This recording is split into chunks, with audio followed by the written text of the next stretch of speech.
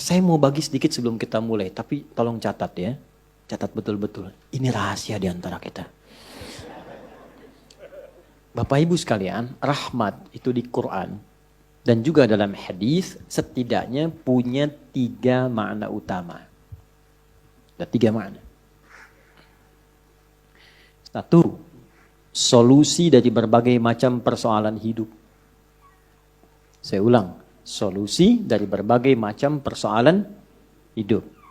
Itu diantaranya ditemukan di Quran surah kedua Al-Baqarah di ayat 157. Nah, munculnya ayat 157 ini ada keterkaitan dengan 155 dan 156.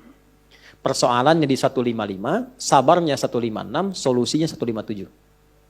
155 wala nabluwannakum bisyai'im minal khauf wal ju' wa naqsim minal amwal wal anfus wath thamarat wa basyiris sabirin. Sabarnya 156, alladzina idza asabathum musibah qalu inna lillahi wa inna ilaihi raji'un. Ayat 157-nya, ulaika alaihim salawatum mir rabbihim wa rahmah wa ulaika humul muhtadun.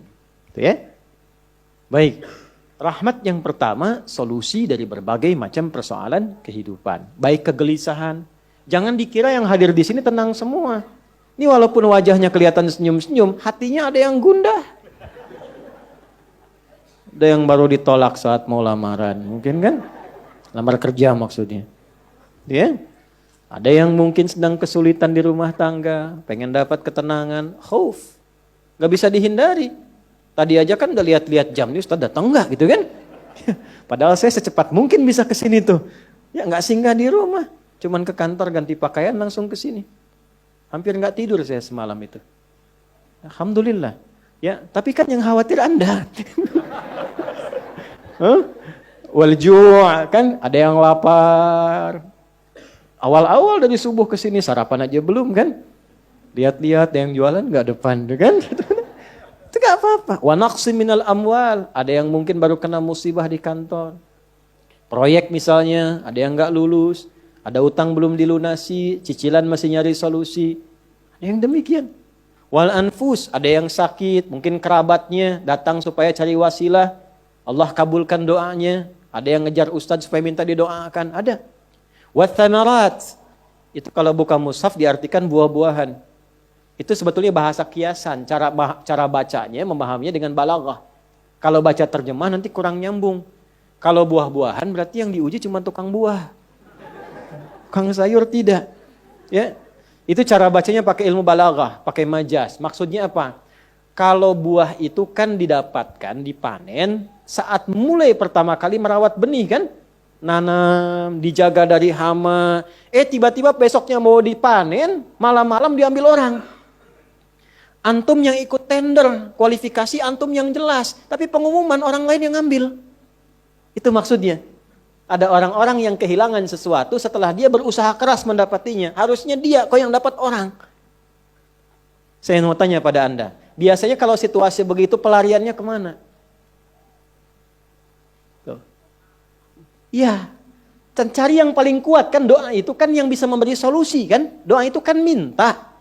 Nggak mungkin minta pada yang diduga nggak bisa ngasih. Dan puncak pemberian itu pada Sang Maha Pemberi, yaitu Allah, Wahhab, pemberi tanpa batas. Nah, Allah memberikan tempat-tempat spesial yang kalau minta hati lebih khusyuk. Beda antara minta di kendaraan di rumah dengan di tempat ini. Tempatnya lebih tenang, saat masuk saja suaranya sudah lain, aura sudah beda. Apa nama tempatnya? Masjid. Makanya Bapak Ibu masuk masjid ini rasanya sudah lain. Dengan rumah sendiri tenang mana dengan masuk masjid? Masjid. Masuk rumah semewah-mewahnya, tenangnya nggak sama dengan masuk masjid. Begitu dibuka tenang. Gitu. Masya Allah. Baru masuk kalau punya masalah kadang-kadang sudah terasa dalam. Nangis kan sholat 2 rakaat. Nyender ke tembok, tidur aja. Ya, tenang. Itu. Dulu di Jepang dulu begitu ada cerita, kawan saya sedang cerita itu, kan tingkat bunuh dirinya tinggi karena stresnya tinggi. Ternyata kaya itu tidak menjamin bahagia. Maju tidak menjamin bahagia, kan negara maju. Tapi indeks kebahagiaannya belum tentu didapatkan maksimal. Bunuh dirinya banyak Pak. Saya pernah lewat satu tempat itu yang tiap hari selalu ada 1 sampai 3 orang bunuh diri di situ. Itu masih biasa Ustaz. Ada satu tempat X lah, saya tidak sebutkan, ya. X. Itu tiap hari mayat bergeletak di mana aja. Sampai akhirnya wali kotanya punya ide, tapi ini nggak harus ditiru. Nyari solusi yang belum kedapati. Dibikin satu tempat di lokalisasi. Kalau mau bunuh diri di sini aja. Waktunya diatur. Jam 9 sampai jam 11, jam 2 sampai jam 3.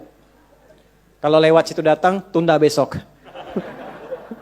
Diatur.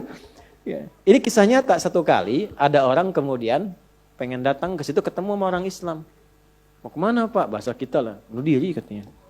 Jam berapa? Jam 1. Ini kan belum.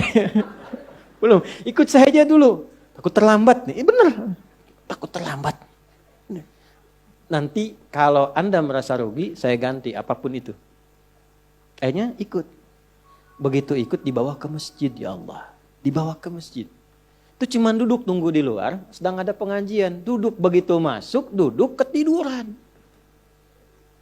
Tidur, selesai pengajian, dilihat lagi sama yang muslim ini. Kok enak banget tidurnya. Ya kan? Tidurnya, mau dibangunin gak enak, sampai lewatlah batas bunuh diri itu. Karena lewat gak enak, dibangunkan, bangun katanya, wah bangun kan. Begitu bangun, minta maaf lah si muslim, saya minta maaf betul-betul. Karena melihat Anda begitu nikmat tidurnya, saya tidak mampu membangunkan Anda. Ini sudah lewat jam bunuh diri katanya. Tapi menariknya kata orang ini, gak apa-apa. Ini tempat apa katanya, tempat apa? Ini masjid. Kenapa? Saya itu ingin bunuh diri karena saya sudah berhari-hari gak bisa tidur. Jadi dia menyimpulkan kalau bunuh diri itu udah mati, udah tidur aja. Gitu, saking gak bisa tidurnya. Tapi kok bisa di tempat ini bisa tidur? Dia belum kenal jamaah Andor.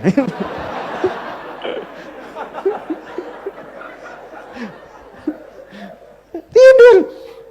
Maka diperkenalkanlah dengan masjid. Masjid. Masuk Islam Pak. Asyhadu an la ilaha illallah. Asyhadu anna Muhammad Rasulullah. Itu cuman numpang istirahat samping masjid. Masuk Islam. Asbabnya tidur. Tuh. Orang ketiduran masuk Islam. Habis masuk Islam jadi rajin. Ada orang sudah muslim. Masuk masjid banyak tidurnya. Ya. Ayo bangun. Ya. Baik, itu satu. Jadi ternyata kenapa yang pertama rahmat? Karena Allah tuh maha tahu. Gak ada di antara hidup kita yang gak punya masalah. Pasti punya persoalan. Kalau sedang ditimpa persoalan, diuji, sabar dulu. Kata Allah, terima dulu. Karena hakikat dari ujian itu untuk meningkatkan kualitas hidup. Dan gak mungkin diuji kalau gak mampu. Gak mungkin. Kaidahnya kan jelas. La yukallifullahu nafsan illa.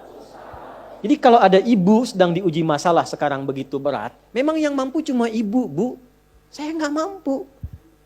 Karena saya gak mampu, saya gak diuji. Maka berbahagialah ketika Allah lebih memilih ibu dibandingkan dengan saya. Sabar dulu. Dan hikmahnya apa? Ada nanti sesuatu yang besar di depan, yang butuh kesabaran lebih. Kalau yang sekarang gak lulus, ke depan itu sulit untuk dihadapi. Karena itulah ditingkatkan kualitas terima dulu, tapi kan gak usah lama-lama. Ya kan? Allah maha tahu itu, jangan lama-lama, terima dulu, datanglah kemudian mohon solusi. Kemana datangnya? Masjid. Maka dari itulah ketika masuk, Anda mengatakan, Allahumma ftah li abwaba rahmatik. Di antara itu minta solusi. Makanya ketika masuk merendah, sholat 2 rakaat, begitu sholat, mintalah sesuai kebutuhan Anda yang dirasakan pada saat itu. Itu fikihnya. Nah kalau nggak tahu fikihnya, nanti itu nggak kepake, sayang, peluang hilang. Padahal mungkin itu cara Allah untuk bisa mengabulkan apa yang kita mohon. Jelas? 1. 2, itu ampunan dari dosa yang sudah berlebih. Namanya israf. Quran surah ke-39 Az-Zumar di ayat ke-53. Qul ya ibadiyalladzina asrafu ala anfusihim la taqnatu mir rahmatillah. Innallaha yaghfirudz dzunuba jami'a. Duhai hambaku, tuh masih disebut hamba. Siapa di antara kita di sini yang merasa tidak punya dosa? Boleh angkat tangan. Boleh, silakan. Saya selesai pulang. Pasti setiap kita merasa itu. Dan tidak sedikit orang-orang yang ingin taubat itu mencari tempat. Nah, tidak ada tempat yang paling ideal kecuali ke masjid. Kalaupun nggak ada orang, nggak apa-apa. Datang, masuk. Masuk, Pak. Mungkin yang menghambat rezeki itu dosa. Yang menghambat perbuatan belum bisa jadi baik, dosa. Ya, mohon maaf, dengan berbagai jenisnya. Dengan berbagai jenisnya. Maka yang terbaik apa? Datang ke masjid. Datang ke masjid. Ya. Ini kisah nyata di masa lalu. Makanya sering baca tuh yang baik-baik lah, kisah salafus saleh, orang-orang saleh di masa lalu. Ada seorang hamba rajin salatnya. Ini sahih riwayatnya, sahih. Rajin salat. Tapi yang menarik tertuliskan, ya, ketika malaikat itu mendapat informasi, di aras tertuliskan. Ini termasuk bagian dari ahli neraka. Tapi salat. Perhatikan. Ini nanti terkait juga dengan hadis, kalau Anda baca Al-Arba'in, nomor hadis yang keempat itu.